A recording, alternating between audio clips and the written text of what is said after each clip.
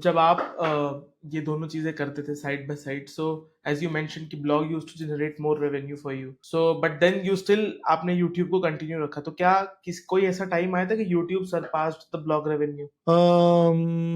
maybe in some months, but I don't think कि I think maybe in some months, yes. जब GT Hindi काफी बड़ा हो गया ना, तो we used to strike like big deals with companies. तो उसमें कितनी big deals?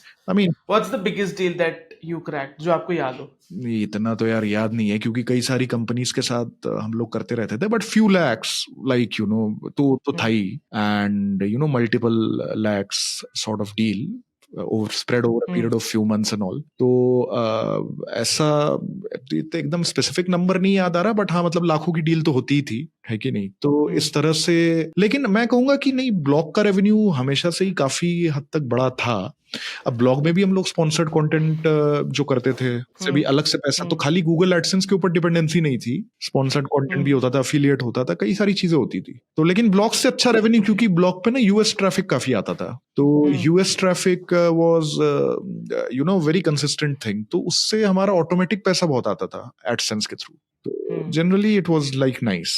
Okay, and with like जब आप कर रहे थे तब तो एआई कंटेंट जैसा कुछ एग्जिस्ट करता नहीं था, राइट? बट आपने अपने ब्लॉग बिल्डिंग के पूरे फेज में what did you focused most on? Was it content और वाज इट बैकलिंक्स? नहीं, मेनली कंटेंट। तो अब जैसे तुम एसईओ के बारे में काफी बात करते हो, और I think you are well known in the SEO community, you also follow that community, but to be honest, अब मुझे एसईओ का मोटा मोटी तो ज्ञान था, like I would no understand the technicalities, लेकिन मैंने हमेशा, क्योंकि मेरा था कि यार क्वालिटी कंटेंट बनाना है, और उस पर मैंने ज्यादा फोकस किया, तो एज सच वो बैकलिंक्स अपने आप ही आए। अब जैसे लाइफ हैकर ने भी हमको लिंक किया था, वायर्ड मैगजीन तक ने लिंक किया था, न्यूयॉर्क टाइम्स तक ऑर्गेनिकली न्यूयॉर्क टाइम्स तक में लिंक आ गया था हमारा, सोचो। तो मैं कहूंगा कि मैंने हमेशा ना, मैंने ये देखा कि लोग क्या जानना चाहते हैं।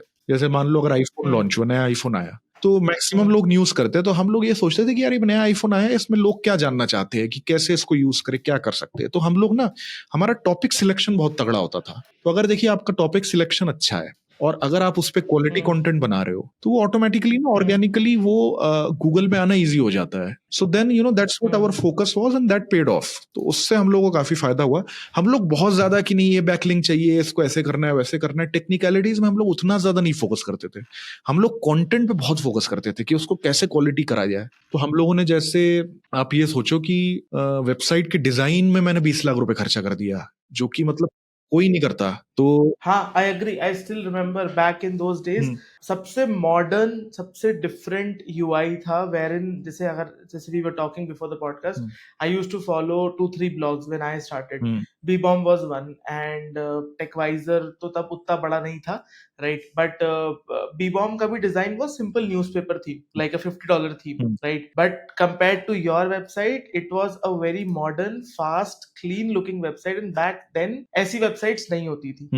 मतलब ये मॉडर्न और बहुत क्लीन लुकिंग वेबसाइट्स का ट्रेंड बहुत बाद में आया, बट बैक देन आपका यूआई वगैरह, वो rounded elements, unique colour scheme, ये नहीं देखने मिलता था। So yes, design also matters, and even in the recent updates Google also confirm that आजकल एआई कंटेंट इतना ज्यादा है, हर कोई बैकलिंक्स भी क्रिएट कर पा रहा है, मतलब एक्सेसिबिलिटी बहुत बढ़ गई राइट चीजों की। सो विद टाइम गूगल ने भी ऐसा बोला कि आप डिफरेंशिएट कैसे करोगे, so how you design, how you portray your website, वो सब मैटर करता है, like everything matters, right. So back then also I am sure कि ये काम करता ही होगा।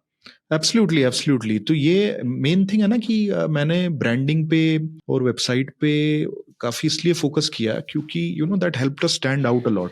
तो हमारा जो लोगो, जो अभी तुमने बोला ना कि वो तुम्हारे इनसर्कलिंग वाले सारे एलिमेंट्स, आइकॉन, हम लोगों ने एक यूट्यूब के लिए एनिमेशन भी बनाया, एक जिंगल टाइप का भी बनाया जो शुरू में ऐसे चलता था। तो ये मतलब जिस लोगो डिजाइन कंपनी ने AIB का उस समय लोगो बनाया था, और भी बड़ी बड़ी कंपनियों का बनाया था, तो उनको हम लोगों ने हायर किया था ये सारा बनाने के लिए। तो ओवरऑल जो ब्रांडिंग एक्सरसाइज है और जो डिजाइन एक्सरसाइज है, तो उसमें बहुत मजा भी आया था मुझे इम्प्लीमेंट करने में प्रोजेक्ट। पैसा भी काफी खर्चा हुआ था ऑफ कोर्स, बट उससे पता है फायदा क्या हुआ? जब हमारा लॉन्च हुआ ना साइट, और जब ये पूरा लोगों ने देखा तो सब लोग बड़ा चौंक गए कि यार मतलब ऐसी वेबसाइट तो किसी की नहीं है, इस लेवल की डिजाइन, मतलब एक प्रीमियम फील आ रहा था, एक प्रीमियम फील आ गया। बैक इन दोज डेज नहीं था। हाँ, जैसे मैंने कहा, लोग बस न्यूज़पेपर दी थीम या कोई भी Theme मैगजीन थीम डाल के छोड़ देते थे। ठीक है, स्पीड ऑप्टिमाइज भी कॉमन नहीं था back in those days. I still remember लोगों की वेबसाइट, क्योंकि newspaper theme was very heavy, 11-11 second में वो थीम लोड होती थी, बिकॉज बहुत सारे एलिमेंट्स होते थे उस थीम में। Correct correct correct.